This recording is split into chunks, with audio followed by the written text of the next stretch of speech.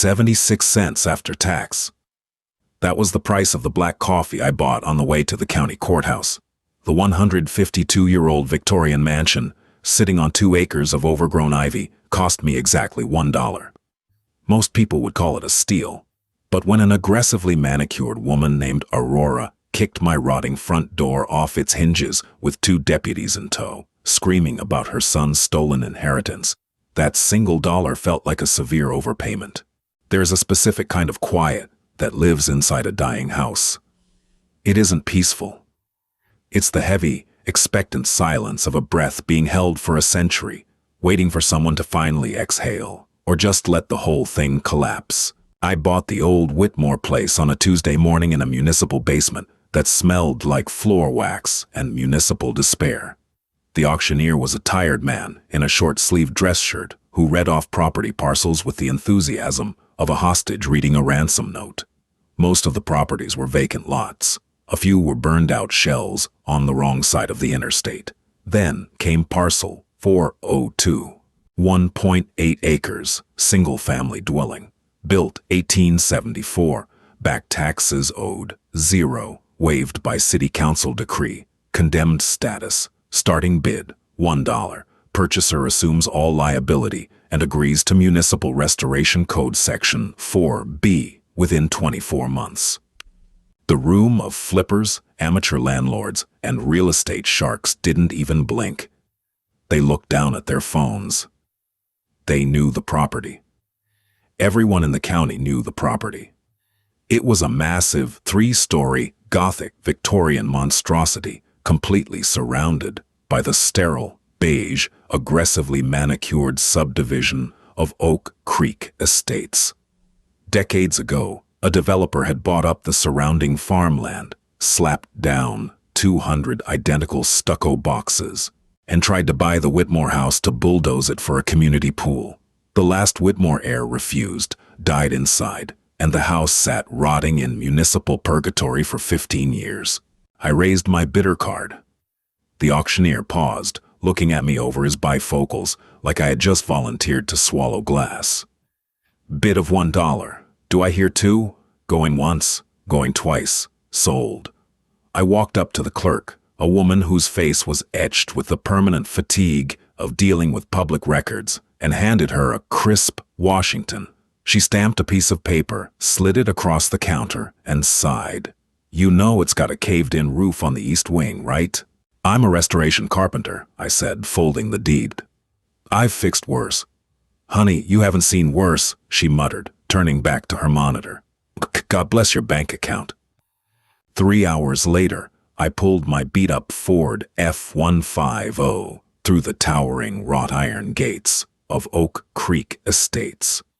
The contrast was physically jarring. I drove past rows of aggressively uniform houses.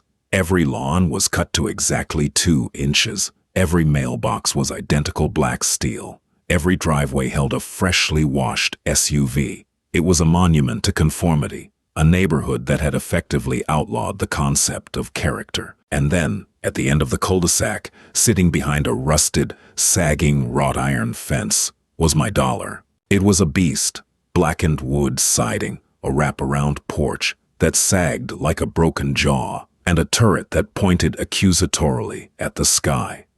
The windows were boarded up with graying plywood. The front yard was a jungle of thorn bushes and feral ivy that had long ago consumed the original brick walkway.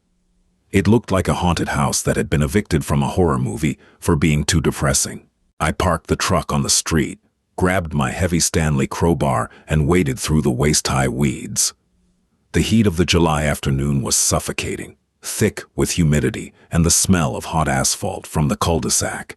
The front door was a massive slab of oak, warped from years of moisture. The city had chained it shut. I used a pair of bolt cutters I'd brought from the truck, the heavy snap echoing off the pristine beige houses behind me. I unwrapped the chain, pushed my shoulder against the heavy wood, and forced it up.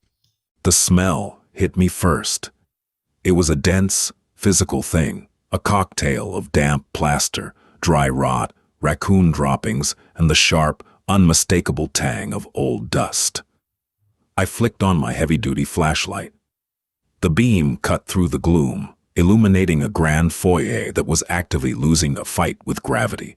The sweeping mahogany staircase was intact, though covered in a thick layer of plaster that had fallen from the ceiling. Intricate hand-carved wainscoting lined the walls, obscured by peeling water-stained wallpaper that hung down in long, sad strips. The bones, however, were incredible. You couldn't buy lumber like this anymore. True dimensional 2x4s, old-growth timber that had hardened to the consistency of iron over the last century and a half. I walked into what used to be the formal dining room. The floorboards groaned in protest under my work boots. Above me, a massive crystal chandelier sat unspooled on the floor, surrounded by the rotting debris of a collapsed ceiling joist. The clerk had been right about the east wing. I didn't feel dread, though. I felt a weird, profound sense of relief. For the last 10 years, I had worked for high-end contractors, installing soulless gray luxury vinyl plank flooring and tearing out custom mid-century millwork to make room for open-concept white kitchens that looked like operating rooms. I was tired of destroying history to build temporary trends. I wanted something permanent. I wanted a fight. I pulled a dust mask over my face, dragged a heavy canvas tarp from my truck, and started hauling out the first pile of rotting plaster. The work was mindless, brutal, and entirely mine. For the first time in my life, I wasn't just fixing someone else's mistake. I was unburying a legacy. I worked until the sun began to dip below the horizon, painting the sky in bruised purples and burnt oranges. I was covered in a thick paste of sweat and 100-year-old dust. I dragged my cooler onto the sagging front porch, popped the top off a lukewarm beer, and sat on the only step that didn't look like it would disintegrate under my weight. That was when I noticed them. Down at the end of the cul-de-sac, standing in a small cluster at the edge of the freshly paved asphalt, were 3 neighbors. They weren't welcoming. They were staring, arms crossed, faces pulled into tight, disapproving lines. They looked at me, and they looked at the house, with the kind of naked hostility usually reserved for an active threat. I raised my beer toward them in a silent toast. They didn't wave back. They just turned, walking back to their identical, perfectly climate-controlled boxes. The war, though I didn't know the rules yet, had officially begun. The industrial dumpster arrived at 7 a.m. on Wednesday. It was a massive 30-yard steel beast, bright caution yellow, and when the driver dropped it onto the cracked concrete pad that used to be the mansion's driveway, the resulting crash rattled the windows of the 3 closest stucco houses. I loved that sound.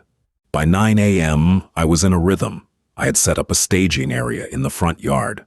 I was systematically carrying armfuls of ruined carpet, broken drywall, and waterlogged debris out the front door and launching them over the lip of the dumpster.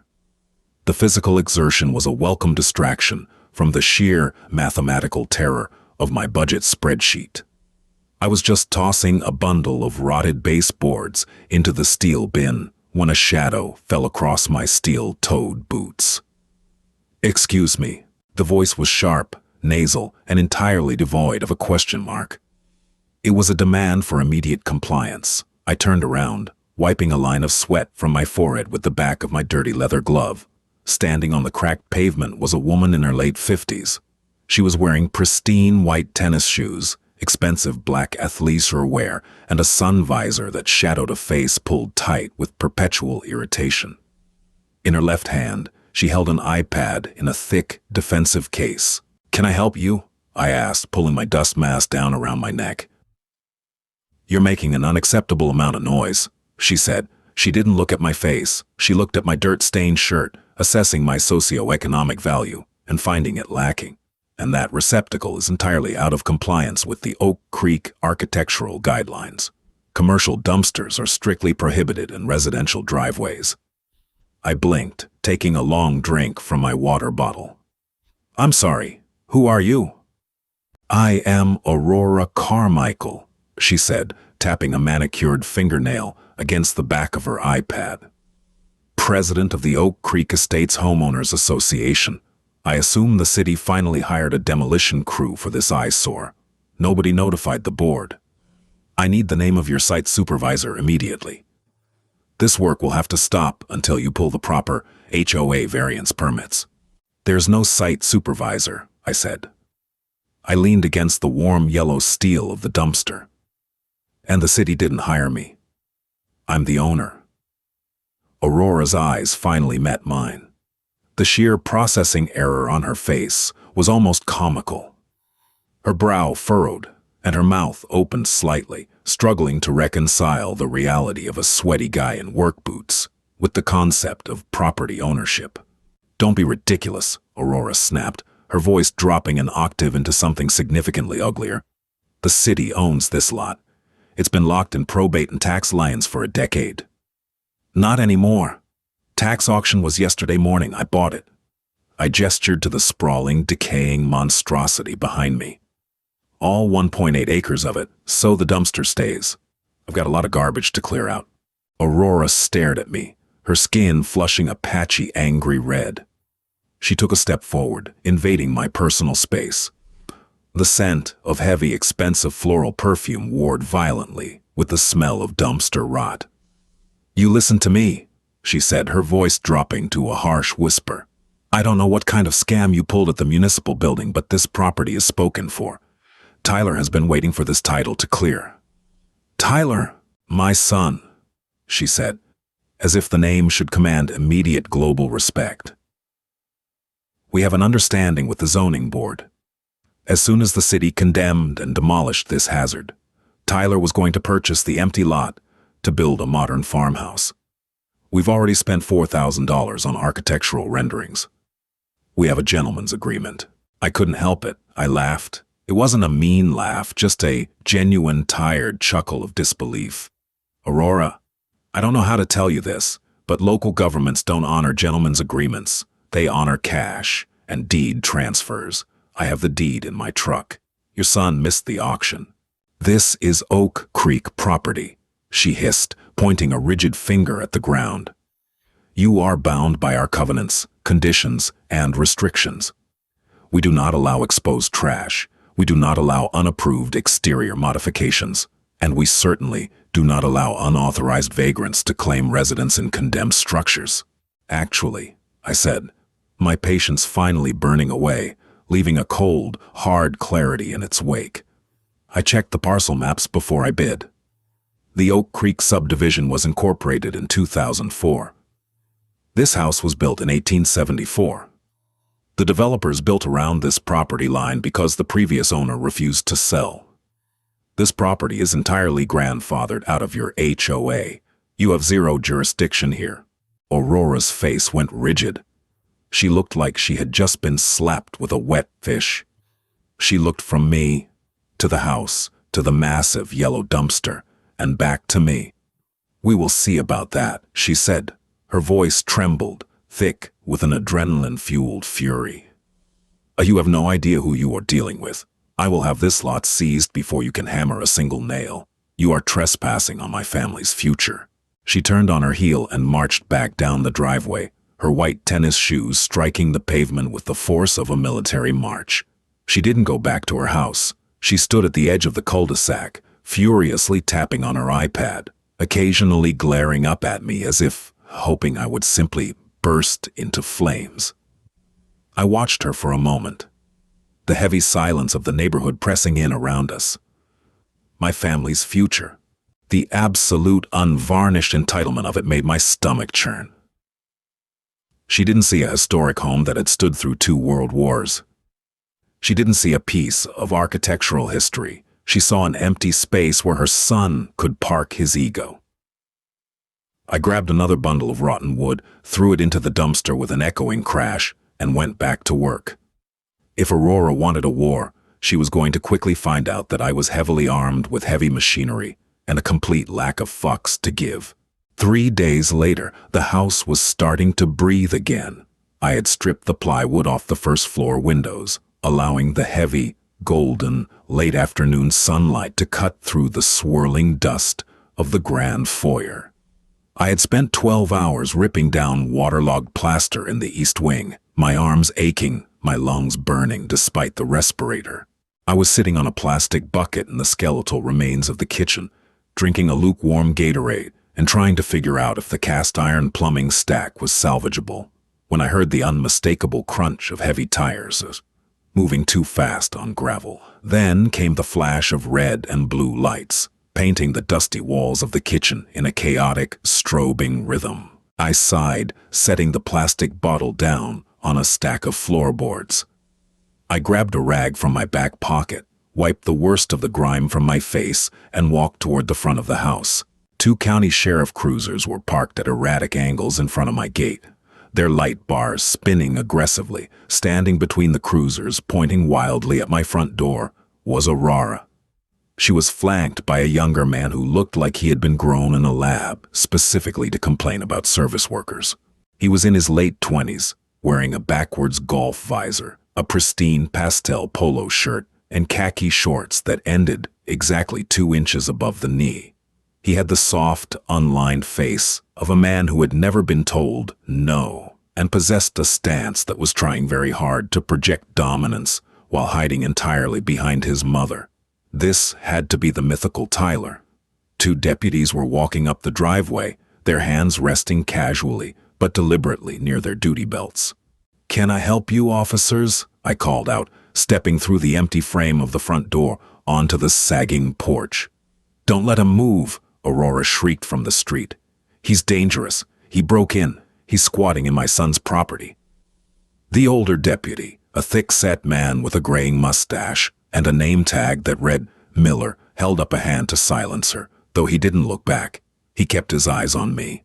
"Afternoon, sir," Miller said, his voice flat and professional. "We received a call about a trespasser breaking into a condemned municipal property. Going to need you to step down off the porch and show me some ID."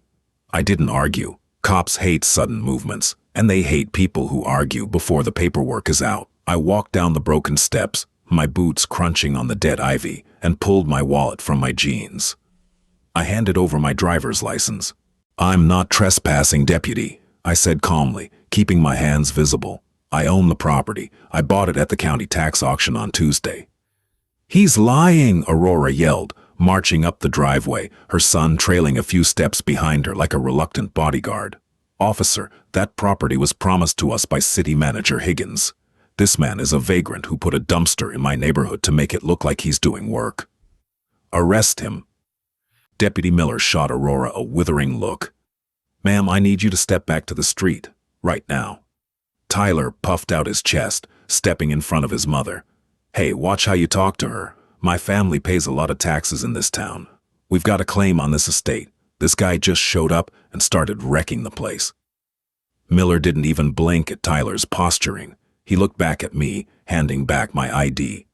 "You have proof of ownership, a deed, auction receipt?" "I have the stamped, notarized municipal deed right inside," I said. "It's in a binder on my work table. I can go get it, or you can walk in with me to see it." "I'll walk in with you," Miller said. "You can't let him back inside. He's stealing the fixtures," Aurora screamed, her voice cracking with hysteria. Miller turned, his patience entirely evaporated. "Ma'am, if you don't lower your voice and step back to the public roadway, I'm going to cite you for interfering with an investigation. Move. Now." Aurora's mouth clamped shut. She looked at Tyler, expecting him to defend her honor, but Tyler was currently intensely interested in a crack in the pavement, his bravado instantly collapsing under the threat of actual legal consequences. They took 2 steps back. I led Miller into the foyer. He unclipped his flashlight, shining it around the gutted walls and the exposed lathe. He whistled low. "Hell of a project you got here. You really bought this for $1? $1 for the deed and about 200 grand in structural repairs," I said, walking over to a sheet of plywood I'd set up on sawhorses. I opened a blue 3-ring binder and handed him the paperwork. Miller read it over in silence. He checked the seal. He checked the parcel number. He looked at the date. Then he closed the binder and handed it back. "Everything's in order," Miller said, shaking his head. "Sorry to bother you. We get calls from Mrs. Carmichael about 3 times a week. Usually it's about someone painting their mailbox the wrong shade of black, or a kid riding a skateboard too close to her driveway. I didn't realize she'd escalated to trying to claim sovereign domain over a piece of property she doesn't own. She thinks she had a gentleman's agreement with the city to buy the lot once it was demolished, I explained, leaning against the doorway. Miller snorted. Yeah, well, Higgins got indicted for embezzlement 6 months ago, so whatever under-the-table deal she thought she had is gone with him. You own the dirt, you own the house. We walked back outside. The heat had barely broken, and Aurora was vibrating with nervous, angry energy by the police cruisers. Well, Aurora demanded as we approached. Are you cuffing him? Mrs. Carmichael, Miller said, his voice loud enough to carry over the quiet street, ensuring that the 3 neighbors who had come out to their porches to watch the spectacle could hear him clearly. This man is the legal, recorded owner of this property. He is not trespassing. He is not a vagrant. You have 0 claim to this estate, and your son has 0 claim to this estate. Tyler flushed a deep, ugly crimson. This is bullshit, he muttered, kicking at the gravel. We spent $4 grand on blueprints. It sounds like a personal financial mistake, son, Miller said flatly. Now, I am going to explain this to you both very clearly. If you call 911 again on this man for being on his own property, I will arrest you for misuse of the emergency broadcast system. If you set foot on his side of the property line, he has the right to press trespassing charges. This is a civil matter. Am I understood? Aurora looked at me. If looks could physically manifest, I would have been reduced to ash on the driveway. Her chest heaved, her knuckles white where she gripped her iPad. She had lost the legal battle and she knew it, but her ego refused to accept the surrender. You think this is over? She hissed at me, ignoring the deputy entirely. You think you can just come into my neighborhood and ruin our property values with this haunted crack house? You are in violation of a dozen municipal blight codes. I will have the health department, the zoning board, and the structural inspectors here every day until they condemn this pile of garbage again and force you out. She didn't wait for a response. She grabbed Tyler by the arm of his pastel shirt and dragged him toward their house, a massive beige monstrosity 3 doors down. Deputy Miller tipped his hat to me. Good luck, buddy. You're gonna need it. She's got nothing but time and a vendetta. I watched the cruisers pull away, the red and blue lights fading into the suburban sprawl. The silence rushed back in, but it wasn't the dead silence from before. It was a tense, waiting silence.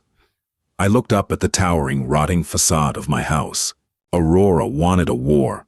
She thought she could bury me in paperwork and intimidation, but she didn't realize that I had already survived the worst the housing market had to offer. I was a man with a heavy hammer, a legal deed, and absolutely nothing left to lose. I turned back to the dumpster, picked up my crowbar, and went back inside to tear down another wall. Aurora Carmichael was a woman of her word. Over the next month, my driveway became a revolving door for every municipal inspector on the county payroll. First came the health department. A tired man named Greg showed up on a Tuesday morning, clutching a clipboard and looking at my house like it might give him tetanus through eye contact alone.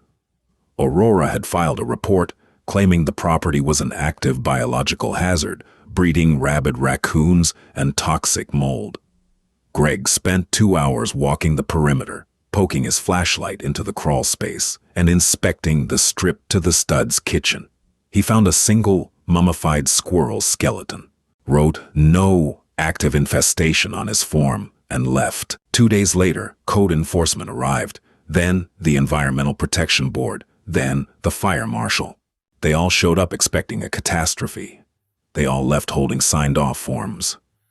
Aurora didn't understand how construction worked. She thought exposed studs and dust meant a building was dying. She didn't realize she was calling inspectors to look at a surgical theater mid-operation. The rot was gone. The dangerous wiring had been ripped out. I was spending 16 hours a day pulling out century-old nails with pliers, sistering floor joists with fresh treated lumber, and hauling wheelbarrows of debris into the endless parade of yellow dumpsters. The physical toll was brutal. My hands were a landscape of cracked calluses and iodine-stained cuts. I was living off gas station sandwiches and sleeping on a deflating air mattress in the front parlor because leaving the property unattended felt like leaving a wounded animal in a cage with a predator. Every morning at 7:15 a.m., Aurora would slowly roll past my gate in her pristine white Lexus SUV, coming to a near stop, glaring at the house through tinted windows before speeding off. It was a war of attrition. She was trying to drain my budget by forcing me to pay permit reinspection fees. I was bleeding money, chewing through my meager savings faster than I had calculated. There were nights I sat on an overturned drywall bucket in the dark, staring at the exposed lathe of the ceiling, wondering if the tired municipal clerk had been right. Maybe I had bought my own financial grave. Then, the house threw me a lifeline. It happened on a blistering Thursday afternoon in late August. I was tearing down a hideous acoustic tile drop ceiling someone had installed in the grand dining room back in the 1970s. The grid was stubborn, held up by twisted wire and stubborn screws that squealed in protest. I jammed my pry bar behind the wooden framing holding the grid, leaned my weight back, and pulled. The framing splintered. A massive section of the fake ceiling came crashing down in a cloud of 50-year-old dust and fiberglass insulation. I coughed, waving my hands to clear the air. When the dust settled, I looked up. I stopped breathing. Hidden behind the acoustic tiles, perfectly preserved in the dark for half a century, was the original ceiling. It was deep, rich mahogany, heavily coffered with intricate hand-carved rosettes. At the center of every square, and right in the middle, running the entire length of the room, was a massive elliptical stained glass skylight. Thick layers of dirt covered the glass, and plywood had been nailed over it from the roof above, blocking the sun. I dragged my heavy A-frame ladder to the center of the room, grabbed a wet rag, and climbed up. My hands were shaking. I wiped away a streak of black grime from the glass. Vibrant cobalt blue and deep crimson red shined back at me. It was a sprawling floral motif, flanked by geometric Victorian patterns. The lead caming was completely intact. You simply couldn't put a price tag on craftsmanship like this anymore. It was museum quality, built by men who took immense pride in their hands, men who built things to outlast their own lives. Someone had covered it up because it was out of style. Someone had hidden a masterpiece because they preferred the sterile, cheap convenience of acoustic tiles. I sat at the top of the ladder for a long time. The burning ache in my shoulders vanished. The anxiety about my dwindling bank account quieted down. This was why I was here. I wasn't just fixing a house. I was unburying the truth. I climbed down the ladder, walked out to the front porch, and looked down the cul-de-sac. The identical, beige stucco houses of Oak Creek Estates shimmered in the heat wave. They were structurally sound, climate-controlled, and entirely dead. Let Aurora send her inspectors. Let her drive by and sneer. I had something real. And I was going to make sure this house outlived her. By September, the exterior of the house was finally starting to change. I had spent 2 weeks, perched on a 40-foot boom lift, replacing the rotted fascia boards and repairing the intricate corbels under the eaves. I scraped away decades of blistered, peeling black paint, exposing the pale, dry wood beneath. I was prepping to prime the siding, which meant the house looked even worse than before, a patchy, chaotic mosaic of raw timber and old paint. To the HOA, it was a visual hate crime. Aurora's legal threats had dried up. The city had formally notified her that Parcel 402 was fully permitted, up to code for an active construction site, and outside her jurisdiction. The bureaucratic well was dry. That was when the tactics shifted from legal to criminal.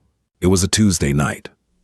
I was asleep on my air mattress in the parlor, a battery-powered fan oscillating loudly next to my head to drown out the oppressive humidity. The house was pitch black. At 2:14 a.m., a sound cut through the hum of the fan. It was a sharp, metallic clink. I opened my eyes. I didn't move. Over 10 years on active construction sites had trained my ears to identify sounds. That wasn't a raccoon knocking over a trash can. That was the sound of metal striking metal, specifically a heavy tool hitting the chain-link temporary fence I had rented to surround my staging area. I slipped out of my sleeping bag. I was wearing a t-shirt and gym shorts.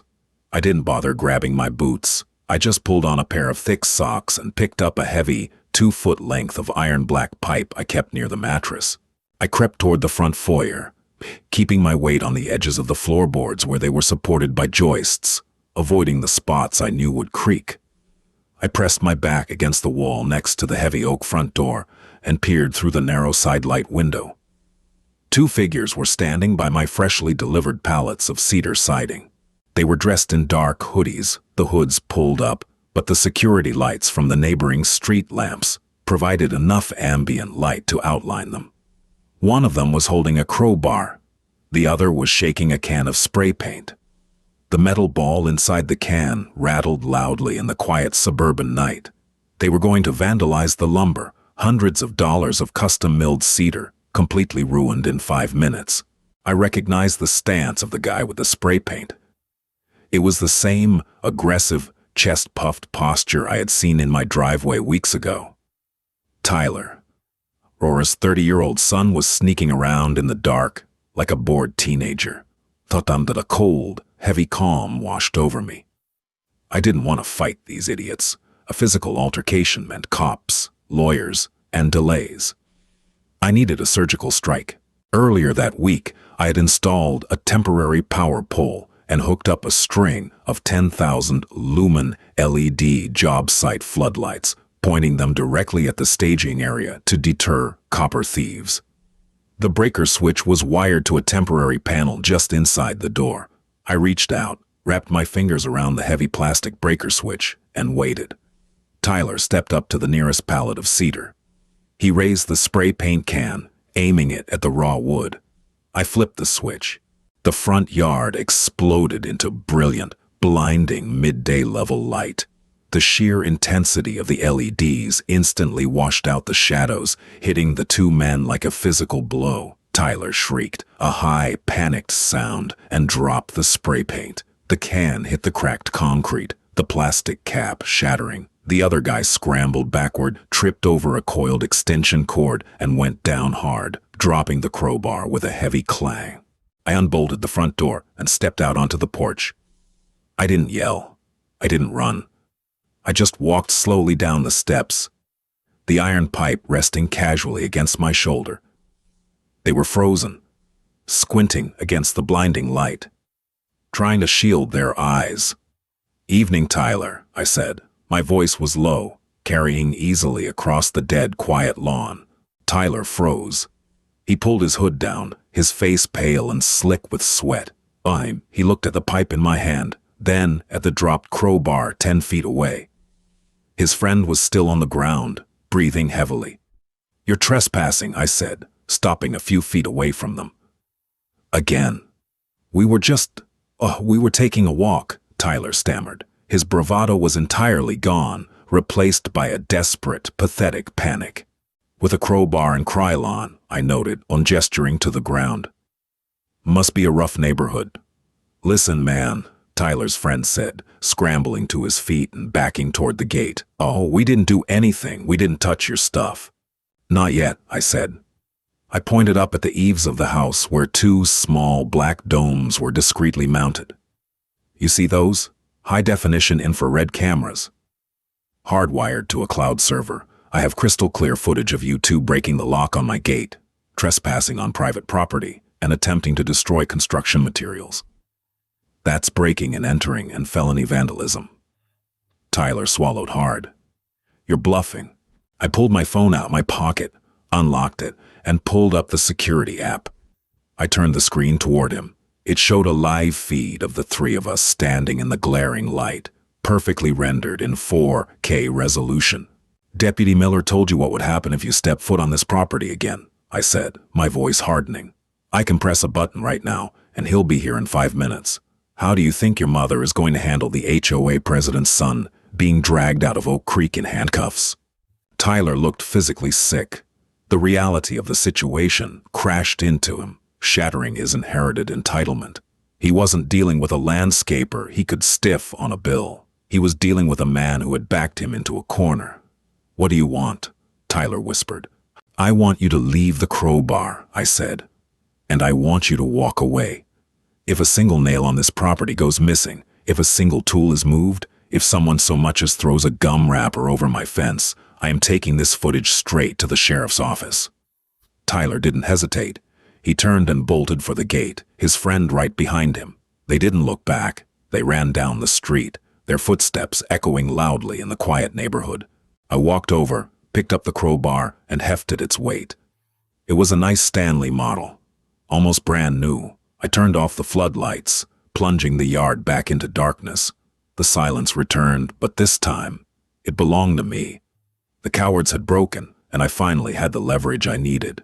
The silence lasted exactly 3 weeks. The exterior was primed, the roof was fully patched, and the shattered front windows had been replaced with custom-fitted, historically accurate glass. The house was no longer a rotting corpse. It was a patient in recovery. I thought my midnight encounter with Tyler had finally broken Aurora's spirit. I was wrong. She hadn't surrendered. She'd just changed battlefields. In early October, I received a thick, registered envelope from the city. Aurora had petitioned the County Planning Commission, leveraging her HOA lawyers to file an obscure, rarely used, eminent nuisance injunction. The legal jargon was dense, but the core argument was simple. Aurora was claiming that Parcel 402 was an unsalvageable hazard that actively degraded the safety and property values of Oak Creek Estates. She was asking the city to forcefully annex my property into the HOA boundary, revoke my permits, and auction the land to the highest bidder, which, conveniently, would be the HOA board. The hearing was scheduled for a Wednesday evening at the municipal building. I didn't hire a lawyer. I couldn't afford one anyway. I put on my cleanest pair of dark jeans, a pressed button-down shirt, and my work boots. I packed a single, cylindrical cardboard tube into my truck and drove to City Hall. The zoning board met in a sterile, fluorescent-lit room that smelled of old coffee and political exhaustion. 3 board members sat behind a raised wooden dais. Aurora was already there, sitting in the front row. She was wearing a tailored navy suit, looking every bit the aggrieved neighborhood matriarch. Tyler sat next to her, looking anywhere but at me. When my parcel was called, Aurora's attorney stood up. He spent 20 minutes painting a horrific picture of my property. He used words like blight, public menace, and structural liability. He showed photos of the house from before I bought it, conveniently ignoring the massive repairs I had completed. Aurora dabbed at her eyes with a tissue when he talked about the distress my construction was causing the neighborhood children. It was a masterclass in manufactured victimhood. The head of the zoning board, an older woman with sharp eyes and zero patience, looked down at me. "Mr. Owner, the petitioner has made a strong case that your property represents a fundamental incompatibility with the surrounding development. Do you have a defense against this injunction?" I stood up, holding the cardboard tube. "I do, Madam Chair. May I approach the board?" She nodded. I walked up to the long wooden table in front of the dais, popped the plastic cap off the tube, and unrolled a massive, freshly printed architectural blueprint. I weighed down the corners with 4 heavy ceramic coffee mugs from the table. "What you're looking at is a certified stamped boundary survey of Parcel 402, completed last week by the county's own independent surveyor," I said. My voice was calm, steady, and loud enough for the entire room to hear. Aurora scoffed loudly from the front row. "We know where the property lines are. Your lot is an eyesore right in the middle of our community." "Actually, Aurora, you don't," I said, turning to look directly at her. I turned back to the board. When I started digging trenches for new plumbing lines, I kept hitting old stone footings. I realized the physical fence lines didn't match the original 1874 municipal plat map. So, I paid $1,500 to have the county resurvey the entire 1.8 acres based on the original historical deeds, not the 2004 subdivision map. The head of the board leaned forward, adjusting her glasses. And what did the survey find? It found that the developer of Oak Creek Estates got incredibly lazy, I said, tracing a finger along a thick, red line printed on the blueprint. The original Whitmore estate wasn't a perfect square. It was a jagged rectangle. When Oak Creek was built, they poured concrete and laid sod where they assumed the lines were, completely ignoring the historical markers. I paused, letting the silence hang in the room. I looked back at Aurora. Her smug expression was beginning to crack, replaced by a dawning, confused panic. "Madam Chair," I continued, tapping the blueprint. "According to the county surveyor, the legal boundary of my property extends 22 feet further east and 15 feet further south than the current rusty fence line." The board member frowned. "What is located on that encroached land, sir?" I smiled. It was a small, cold, deeply satisfying smile. "Well," I said, checking my notes, "currently sitting on my legal property is the entire Oak Creek Estates community mailbox cluster, the brick retaining wall that holds up the neighborhood entrance sign, and exactly 8 feet of Mrs. Carmichael's personal concrete driveway." The room went dead silent. You could have heard a pin drop on the carpet. "That's a lie," Aurora shrieked, shooting out of her chair. Her face was a mask of pure fury. "He's fabricating documents. Our developer was a professional." "The surveyor's seal is on the bottom right corner, Madam Chair," I said, ignoring Aurora. "The city already verified it this morning. I technically own the Oak Creek entrance gate. I technically own a portion of Mrs. Carmichael's front lawn." The head of the board reviewed the seal, traced the lines on the map, and then looked at Aurora's lawyer, who was currently staring intensely at the ceiling, mentally calculating how fast he could bill his client and leave. "Mr. Owner," the chairwoman said, a distinct note of amusement creeping into her dry voice, "what is your intention regarding this encroachment?" "I am a reasonable neighbor," I said smoothly. "I have no intention of bulldozing the community mailboxes or taking an asphalt saw to Mrs. Carmichael's driveway.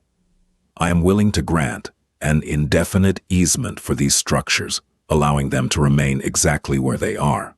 Free of charge." I turned to look at Aurora. She was shaking. Tyler looked like he wanted to sink into the floorboards and disappear. "However," I said, my voice dropping an octave, carrying the weight of a final judgment, "that easement is strictly contingent on the Oak Creek Estates Homeowners Association formally dropping this injunction, ceasing all legal harassment, and permanently recognizing that Parcel 402 is an independent property entirely outside their governance.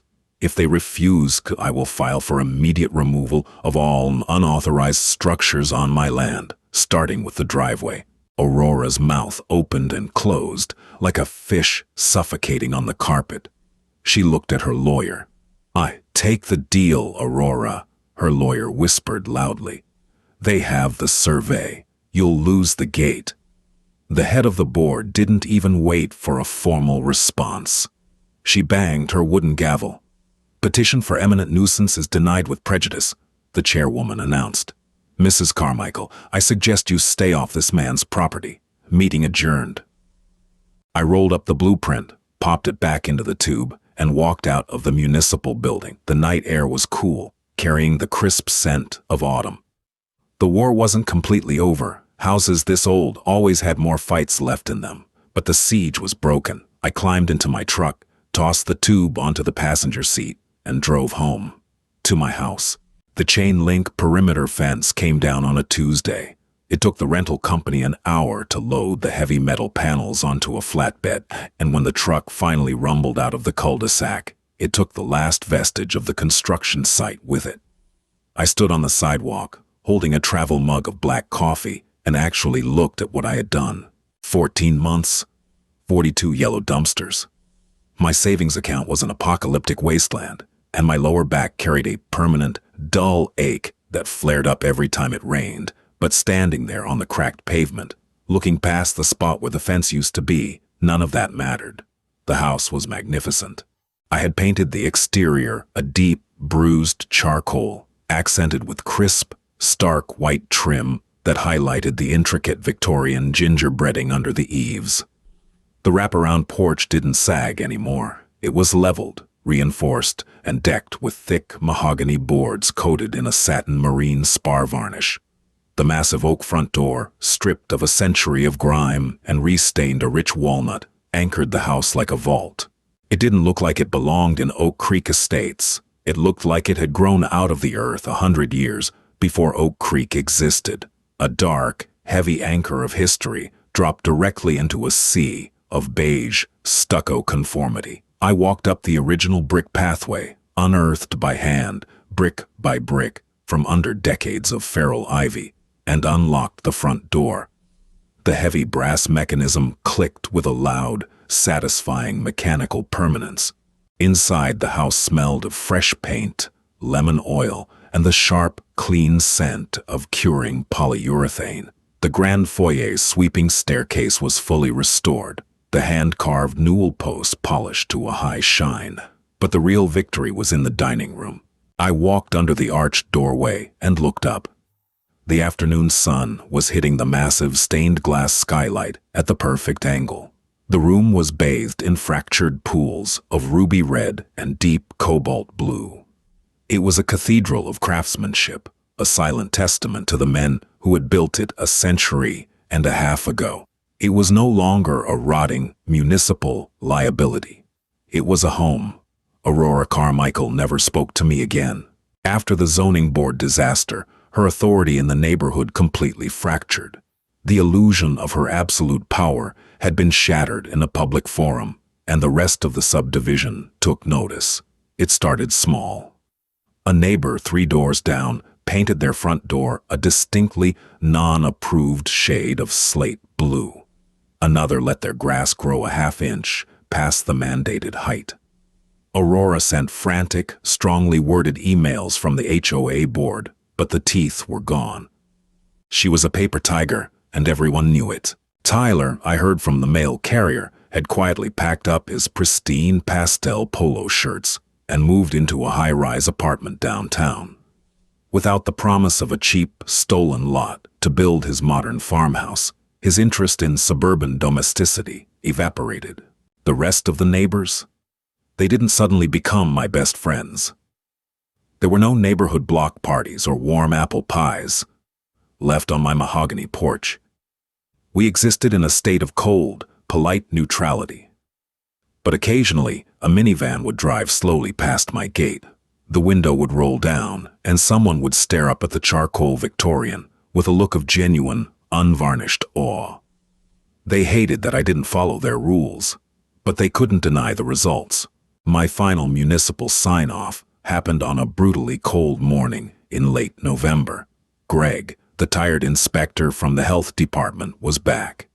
He walked through the house, checking the newly installed cast-iron radiators, verifying the updated breaker panel, and inspecting the plumbing stack. He didn't say much. He just kept clicking his pen, making check marks on his clipboard. When he reached the dining room, he stopped.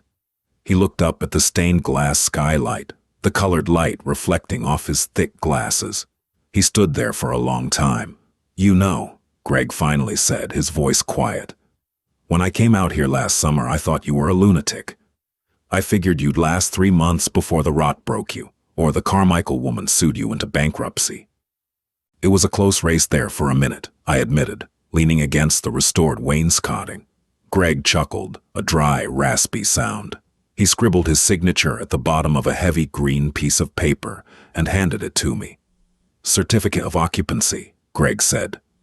"She's officially alive. Good work, son." "The who? Really? They don't build them like this anymore, and guys like you who know how to fix them are a dying breed."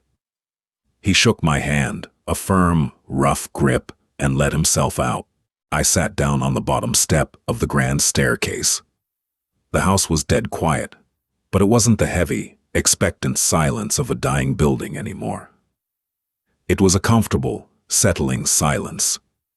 The house was breathing. The bones were strong. I pulled a folded piece of paper out of my back pocket. It was the original municipal deed from the courthouse basement, stamped, notarized, purchased for $1. I smoothed it out on my knee, tracing the raised notary seal with my thumb. 76 cents for the coffee, $1 for the deed. 2 years of my life, a few buckets of blood and sweat, and a ruthless war of attrition against suburban entitlement. I looked around the grand foyer, watching the dust motes dance in the heavy beams of afternoon sunlight. Worth every damn penny. If you made it this far, you know exactly why fighting for something real is always worth the scars. We live in a world obsessed with cheap trends and tearing down history for convenience. But true craftsmanship and standing your ground against absolute entitlement never goes out of style. If you love this story, hit that like button. Share it with someone who appreciates a little well-deserved karma, and subscribe to the channel for more deeply human stories. Drop a comment below. What's the most insane HOA or neighbor drama you've ever had to deal with? I read every single one. See you in the next video.